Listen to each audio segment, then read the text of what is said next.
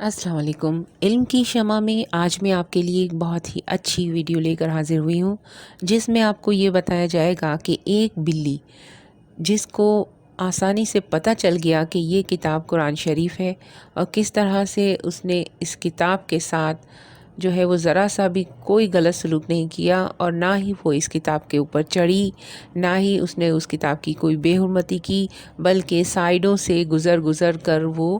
جاتی رہی، اور اس کو بہت زیادہ اکسایا گیا کہ اس کتاب کے اوپر سے گزرے، لیکن وہ دوسری سادی کتابوں کے اوپر سے گزرتی رہی، لیکن اس نے قرآن شریف کے اوپر گزرنے کی جرات نہیں کی۔ یہ دیکھیں اس کتاب میں جس طریقے سے کتاب کو رکھا جا رہا ہے اور دوسری کتاب رکھی جا رہی ہے، جب نارمل کتاب رکھی جا رہی ہے تو وہ اس پہ چڑھ جاتی ہے، اور جیسے ہی قرآن شریف کو رکھا جاتا ہے وہ اس کے سائڈوں سے گزر جاتی ہے، حالانکہ اسے کھانے کی چیز دکھائی جا رہی ہے، کس طرح سے اسے اکسایا جا رہا ہے، لیکن اس کی مجال نہیں ہے کہ وہ کوئی بھی ایسی حرکت کرے۔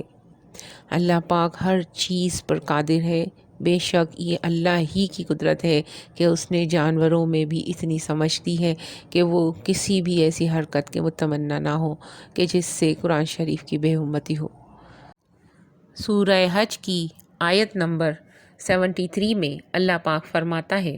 اے لوگوں، یہاں مثال پیش کی گئی ہے، اس کو سنو۔ اللہ کے سوا جس کو تم پکارتے ہو وہ مکھی بھی پیدا نہیں کر سکتے، اگر وہ سب مل جاتے ہیں اس مقصد کے لیے اور مکھی ان کے کچھ چھین لے تو وہ اس کو مکھی سے آزاد کرانے کا اختیار بھی نہیں ہوگا۔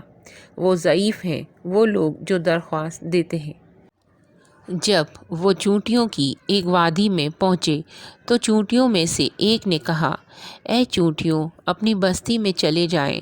ایسا نہ ہو کہ سلیمان اور اس کے لشکر تمہیں کچل ڈالیں۔